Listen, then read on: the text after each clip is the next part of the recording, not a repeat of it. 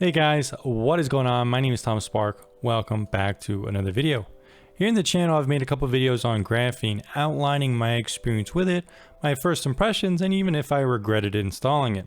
Since then though, I've had a couple people ask how I feel about Calyx OS or some of the other privacy operating systems out there for Android.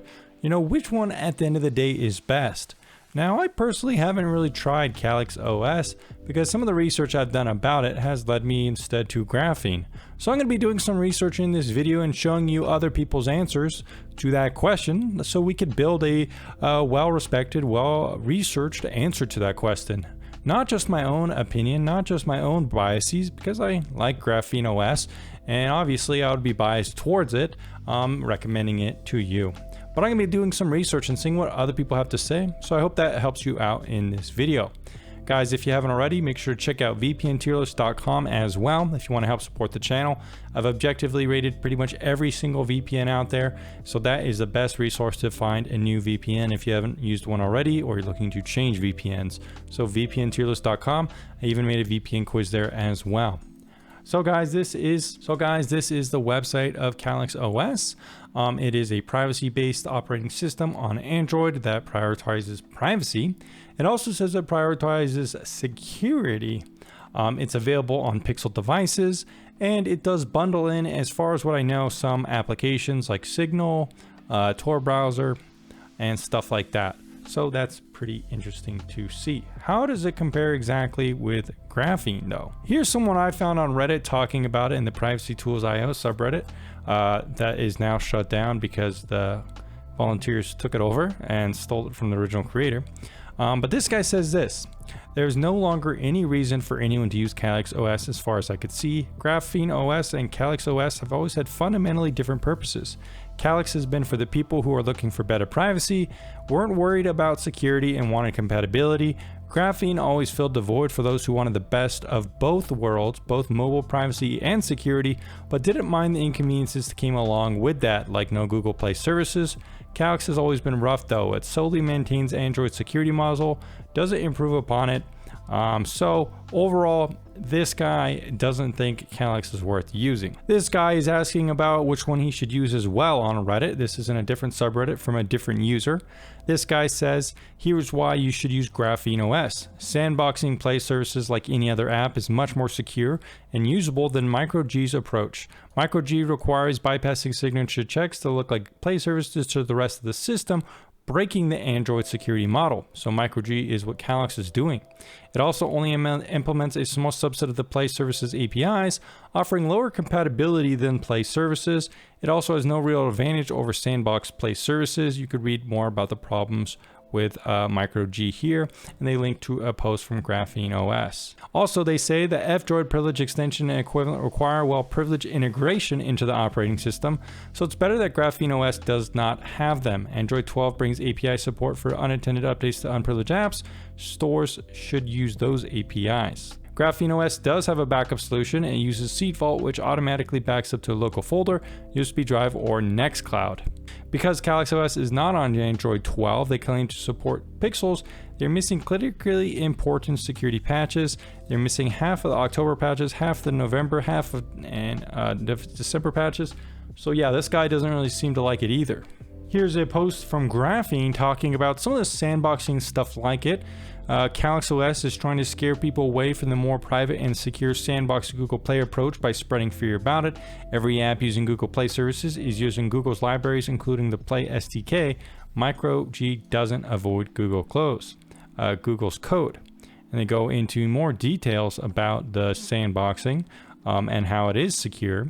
Calyx OS has repeatedly tried to spread fear, uncertainty, and doubt about Sandbox Google Play by misleading people about it. It's unfortunate that the people unable to compete on a technical level resort to misinformation and also severe bullying and harassment targeting our developers. It should be noted that despite misconceptions, Calyx OS uses several Google services by default, with no way to opt out of them. They include privileged access for Google services in the operating system enabled by default, including giving them control over lots of internal operating system configurations.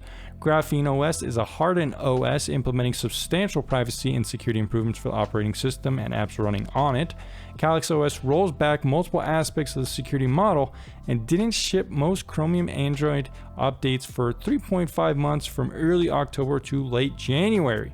If you stick to the facts, Graphene provides substantially better privacy and security, a much easier installation process, usable on more platforms including installing from another phone, and sandbox Google Play services, much broader app compatibility.